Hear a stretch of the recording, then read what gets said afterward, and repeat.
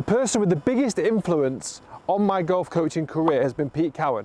In this video, I'm going to coach you on how he taught me the transition to massively help me get better in the downswing, control the club face, and overall just get my ball striking with my irons so much better. It's pure gold.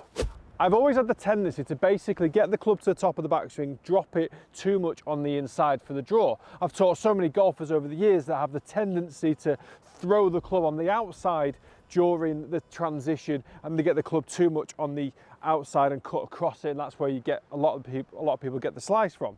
One of the most important things he taught me, and this is absolute pure gold, and it's being able to link up the transition with how your lower body works. I talk a lot more now about pressure rather than weight shift, because weight shift can very much lead to lateral movement, and I see a lot of golfers, and I see this on my skillers coaching as well, lateral movement with the upper body and the lower body working together. That's what we don't want. We want the transition to come from the bigger muscles, a movement, kind of a wider movement of the body, allowing the shoulders that have been nicely fully loaded with power at the top of the backswing to start to release the club back down into the correct position, which would be bringing the hands a bit more in front of the body. But at the same time, it's really important that we're not trying to slide the lower body across towards the lead side and get the weight onto the front foot. We're actually using a more kind of a downward pressure. So I often try and get people to feel from the top of the backswing, their weight kind of goes more diagonally down into the left foot or to the lead foot before we start to get that rotation. So the real power move in this video is what initiates that transition. The biggest initiator in the transition is the pressure moving down into the lead foot whilst the arms working the club back down into position. You're using your bigger muscles, using your chest and arms together to keep that club on plane.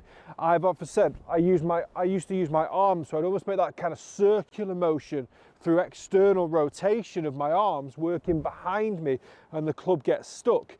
I see a lot of golfers get to the top and use the internal rotation to go the opposite way and extend that trail arm away from the body. What we're trying to do here is kind of use what we've already got in terms of the folding of the trail elbow, pressuring down into the lead foot whilst keeping this trail elbow hinged, okay? So as I get to the top, I'm pulling my club back down in front of my body as I'm pressuring into my left side.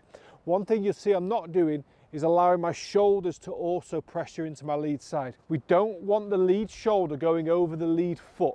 We want the lead hip pressuring down into the lead foot, but we want the lead shoulder to stay behind the hip. Okay, and that's a really key one. And this is especially important for golfers that do have that sort of movement from the top of the backswing, getting away from the extension of the trail arm away from the body, being able to maintain the angles that we've created here. We've got a powerful loading of the shoulders, which we're going to release down. We're effectively going to throw the club kind of down there in front of the body as we've pressured into this lead side,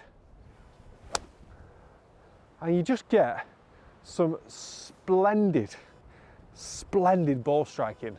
You ask any golfer on the planet, and when they're talking about, oh, where should my weight be as I hit the golf ball, it should always be on the lead foot. I see so many times this kind of slide, drop, rotate. So to me, that's like a really old school way of thinking about the golf swing, and even just an old school way maybe coaches were taught it. I feel like that's the kind of way I was taught it 20 years ago. But like I say, through Pete Cowen's awesomeness, he taught me this transition because it's something that I really struggle with, but it's something that a lot of golfers struggle with as well.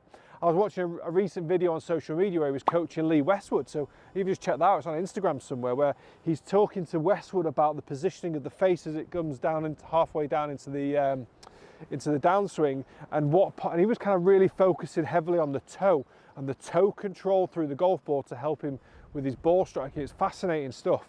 But what Lee does really, really well, and it always has done for years, and why he's one of the best ball strikers there's ever been on the planet, is he always kept the club really nicely in front of his body, transitioned but then from that position he's able to clear and get up and out of the way. So that's kind of the third part to this video, is as you're keeping that club more in front of your body here on the way down, you're unloading the shoulders, pushing the club back down in front of your body, and you've already got that transition, you've already got the pressure into that lead side. You're then going to work it up as you go through the golf ball. And this sort of movement now is what alleviates the pressure from the left side, helps you spiral back up through the impact zone, allowing you to get better rotation. If you can imagine those golfers that have got to the top of the backswing, slid into that lead side, and now they can't turn. Why? Because look how bent that front knee is, okay? Front knee's really bent, you can't rotate around that. What you do need to figure out is the pressure points going down into the lead side as the club, the transition, we've got a great transition there, the trail elbow is still bent, the club's in front of the body.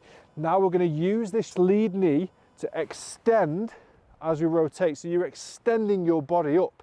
And a lot of golfers try and avoid adding height through the golf swing. They try and keep the head down, don't want to lift up. You're going to jump up, okay? For power and for rotation, you're going to jump your way up through impact. Look how high I finished there. Up, chest up to the sky. That's a great strike, by the way. Chest up to the sky. Because I've got my lower back arch, my stomach is out over my feet, past my feet, okay? Because I've really worked it, pressure, down, round, and up. Really powerful as you're coming through the impact zone, whilst keeping this club into position. Now, when you're doing this as a bit of a drill, really good one, hold the club up just near the hosel, hold the lead hand up now by the grip, and as you just always try and feel here, just pulling it down, but I really want you to feel like you're pulling it that way, there, like trail shoulder, down, push it down into the ground, and what you'll see is this lead side, hips have gone, but I haven't gone with my upper body, okay? So you're up to the top, push that down, push that club head down into the ground, and that way then you're going to be able to keep the trail arm bent. You've got the pressure on your lead side, and then you can just go ahead and absolutely smash it. Guys, I hope you've enjoyed this video. If you have, please hit the like, please do comment below.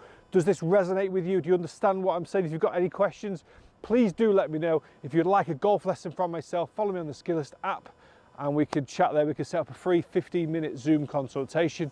But from a rather cold UK, I'll see you next time.